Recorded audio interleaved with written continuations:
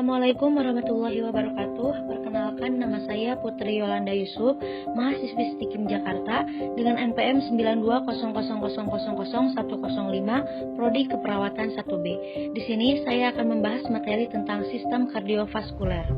Apa sih sistem kardiovaskuler itu? Sistem kardiovaskuler merupakan organ sirkulasi darah yang pada prinsipnya terdiri dari jantung, pembuluh darah, dan saluran limfe. Sistem ini berfungsi untuk mengangkut oksigen, nutrisi, dan zat-zat lain untuk didistribusikan ke seluruh tubuh serta membawa bahan-bahan hasil akhir metabolisme untuk dikeluarkan dari tubuh. Sistem kardiovaskuler memerlukan banyak mekanisme yang bervariasi agar fungsi regulasinya dapat merespon aktivitas tubuh. Salah satunya adalah meningkatkan suplai darah agar aktivitas jaringan dapat terpenuhi. Pada keadaan berat, aliran darah tersebut lebih banyak diarahkan pada organ-organ vital seperti jantung dan otak, yang berfungsi memelihara dan mempertahankan sistem sirkulasi itu sendiri. Organ apa saja sih yang termasuk ke dalam sistem kardiovaskuler? Yang pertama ada jantung, yang kedua pembuluh darah, yang ketiga darah itu sendiri, dan keempat yaitu organ. Di sini saya akan membahas materi tentang jantung saja. Apa sih itu jantung? Jantung adalah organ muskuler berongga yang bentuknya menyerupai piramid atau jantung pisang dan merupakan pusat sirkulasi darah ke seluruh tubuh. Jantung terletak dalam rongga toraks pada bagian mediastinum. Beratnya kira-kira sekitar 300 gram. Kemudian letak jantung.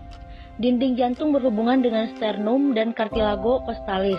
Dinding samping berhubungan dengan paru-paru dan facies mediastinalis. Dinding atas berhubungan dengan aorta, pulmonalis, bronkus dextra, serta bronkus sinistra. Dinding belakang berhubungan dengan alat-alat mediastinum posterior, esophagus, aorta descendens, dan kolumna vertebralis. Bagian bawah berhubungan dengan diafragma.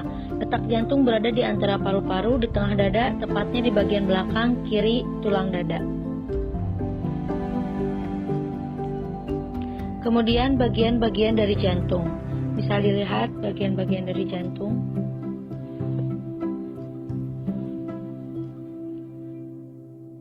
Penjelasan bagian-bagian jantung beserta fungsinya. Yang pertama yaitu perikardium. Dinding dan lapisan noga ini bernama perikardium yang berfungsi menghasilkan cairan serous untuk melumasi jantung selama berdenyut. Perikardium juga berfungsi untuk mencegah gesekan yang menyakitkan antara jantung dan organ di sekitarnya. Tak hanya itu, perikardium juga berfungsi untuk menyangga dan menahan jantung agar tetap berada dalam posisinya. Yang kedua yaitu serambi. Serambi atau yang dikenal sebagai atrium terbagi menjadi dua, yaitu bagian kiri dan kanan. Serambi kiri memiliki fungsi untuk menerima darah bersih dari paru-paru, sedangkan serambi kanan berfungsi untuk menerima darah kotor dari tubuh yang dibawa oleh pembuluh darah. Berbeda dari bagian lainnya, serambi memiliki dinding yang lebih tipis dan tidak berotot, karena tugasnya hanya sebagai ruangan penerima darah. Yang ketiga yaitu bilik. Sama seperti serambi, bilik atau ventrikel juga memiliki dua bagian, yaitu sisi kanan dan sisi kiri. Namun perbedaannya, bilik terletak pada bagian bawah jantung. Selain itu, bilik kanan memiliki fungsi untuk memompa darah kotor dari jantung ke paru-paru. Tugas bilik kiri adalah memompa darah bersih dari jantung ke seluruh tubuh. Satu lagi perbedaan bilik dan serambi adalah dinding bilik jauh lebih tebal dan berotot dibandingkan dengan serambi. Yang keempat yaitu katup. Katup terbagi menjadi 4. Yang pertama, katup trikuspid, bertugas mengatur aliran darah antara serambi kanan dan bilik kanan. Yang kedua yaitu katup pulmonal, bertugas mengatur aliran darah dari bilik kanan ke arteri. Yang ketiga yaitu katup mitral, dan yang keempat yaitu katup aorta. Yang kelima yaitu pembuluh darah. Pembuluh darah utama yang terdapat di jantung ada 2. Yang pertama yaitu arteri, bertugas untuk membawa darah yang kaya akan oksigen dari jantung ke bagian tubuh lainnya. Pembuluh darah ini memiliki dinding yang cukup elastis sehingga mampu menjaga tekanan darah tetap konsisten. Yang kedua yaitu vena, yang merupakan pembuluh darah bertugas membawa darah yang minim oksigen ke seluruh tubuh untuk kembali ke jantung. Selanjutnya yaitu ada anatomi jantung. Penelusuran visual pada jantung yang sedang berdetak dimulai dari atrium kiri dan menuju ke ventrikel kiri. Di sini kita dapat melihat katup biskupit, katup trikuspid, dan katup pulmonalis jantung bekerja ketika darah dipompa oleh jantung.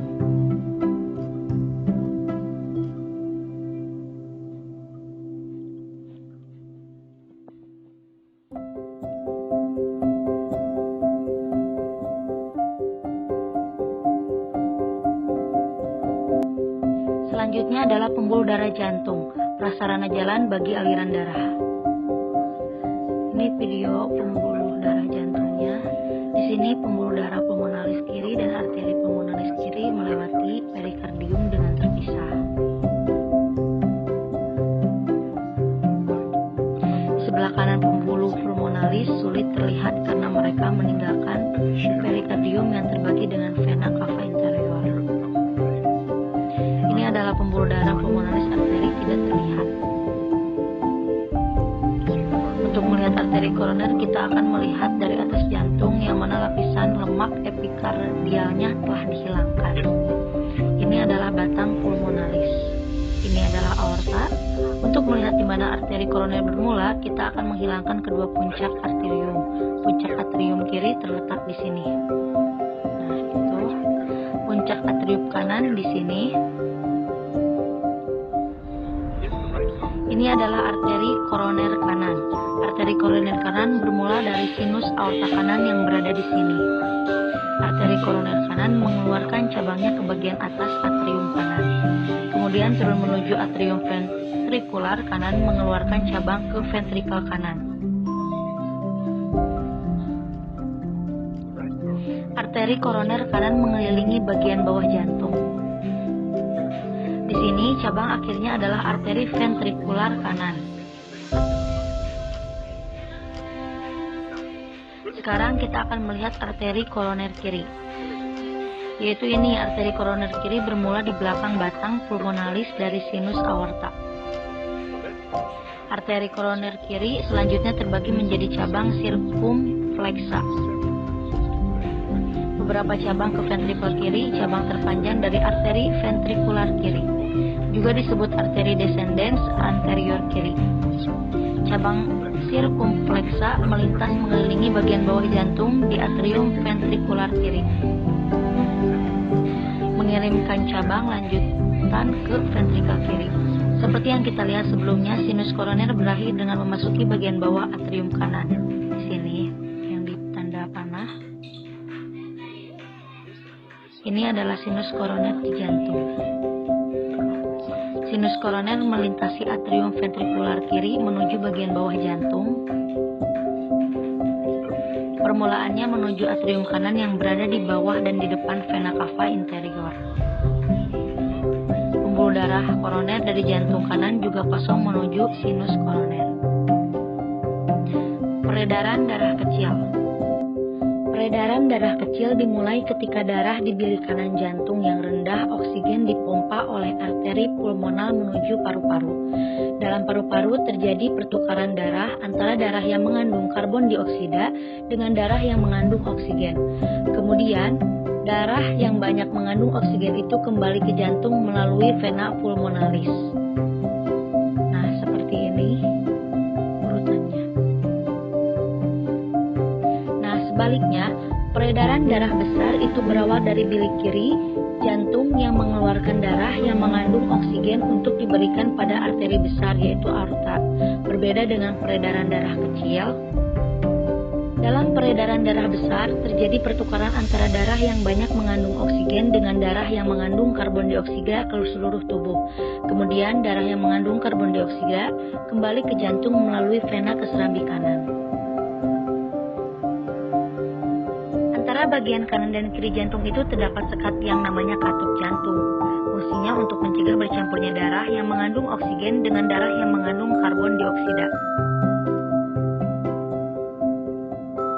Otot penyusun bilik jantung itu lebih tebal daripada otot pada serambi jantung. Itu karena tugas bilik jantung lebih berat.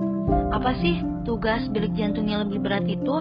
Yaitu memompa darah bersih keluar dari jantung ke seluruh tubuh.